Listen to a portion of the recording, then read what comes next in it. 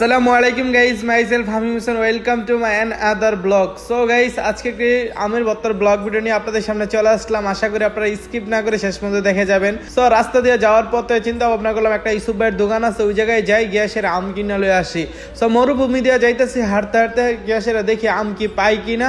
এর আগের বার একবার আম দেখছিলাম, তারপরে আমি 2টা আম লইছিলাম ফ্রি, টাকা ছাড়া। তো এখন চিন্তা ভাবনা করতেছি, অনেক গরম তো, তার জন্য চিন্তা ভাবনা করলাম আমের ভর্তা খাই। তার জন্য মনে করেন আপনাদের সামনে একটা ব্লগ ভিডিও শেয়ার করি, তার জন্য আম কিনতে চলে আসলাম। তো গেছিলাম কাঁচা আমের জন্য, বাট কাঁচা আম পাইনি কা।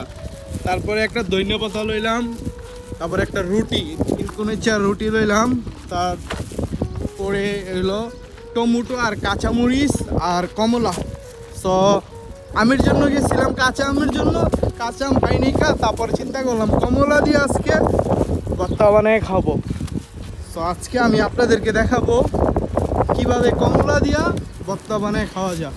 তো আপনারা তো বুঝতেই পারছেন আম পাইনি কা, তার জন্য কমলা নিয়ে আসলাম। সো কমলা আসলাম একটা কারণ, সেটা হলো আম ভর্তা খাইতে পারি নাই, তার জন্য কমলা ভর্তা খামু। সো আপনারা আবার বলতে পারেন ভাই কমলা ভর্তা কিভাবে বানাস? তো কমলা ভর্তা অনেকদিন আগে আমরা সৌদি আরব, আমার এক ভাগিনা ছিল রাব্বি আমাকে কমলা ভর্তা খাওয়াইছে। মোটামুটি অনেকই ভালো লাগছে আমার কাছে, যে কমলা ভর্তাটা খাওয়ার পরবর্তী উনি মরিচ পুইরা সেরা ফাঁকি মরিচ দিয়ে অনেক সুন্দর করে বানাইছে। বাট আমি দোকানে যখন একা একা ভর্তা বানায় খাবো, আমার সাথে কোনো লোক নাই। ভাই বিদেশ ব্যাপারটা এরকম, ওই মনে করেন আপনি লাখ লাখ টাকা ইনকাম করতে পারবেন, কিন্তু খাওয়ার যে ব্যাপারটা একাই রাইন্দা খাইতে হবে, একাই সবকিছু কইরা খাইতে হবে। মানে একটা মানুষ আপনারটা কইরা দিব, ওই সিস্টেম নেই বিদেশ বাড়িতে। সো আমি একা একা মনে করেন টমেটো আনলাম, তারপরে কমলা আনলাম, কমলা টমেটো ধইনা পাতা কাঁচামরিচ সবকিছু আইনা সেরা নিজে একা একা বসে বসে দোকানে কাটতাছি। কাটার পরবর্তী যে ফাইনালি কাটা হয়ে গেছে, কাটা হওয়ার পরবর্তীতে মনে করেন আস্তে আস্তে চিন্তা ভাবনা করতেছি সুন্দর করে ভর্তাটা বানাইতে হবে। আর আমি একটা জিনিস বানাইতে গেলে একটাই সমস্যা, অনেক সময় লবণ হয়ে জায়গা বেশি, নাহলে মরিচ হয়ে জায়গা বেশি।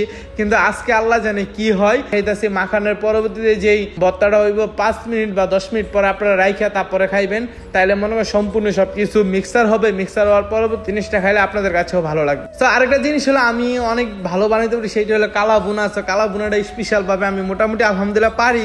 বিদেশে আইসা সেরে রান্না বাড়া সবকিছু শিখছি।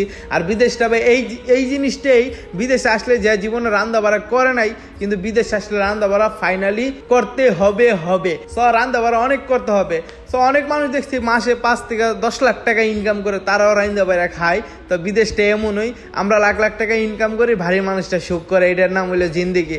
12 বছর 20 বছর যত বছরই থাকি, টাকা ঠিকই কামাইতে পারবো, কিন্তু সুখ টাকাটা করবো বাড়ির মানুষে। আমরা এখনো বিয়া শাদী করি নাই। তো বিয়া শাদী করলে চিন্তা ভাবনা করবো নিজের বউর জন্য, বাপ মার জন্য, তার পরবর্তী সন্তান হলে সন্তানের জন্য। এরকম চিন্তা ভাবনা করতে করতে আমাদের যে জিন্দিগিটা এমনি চইলা জায়গা।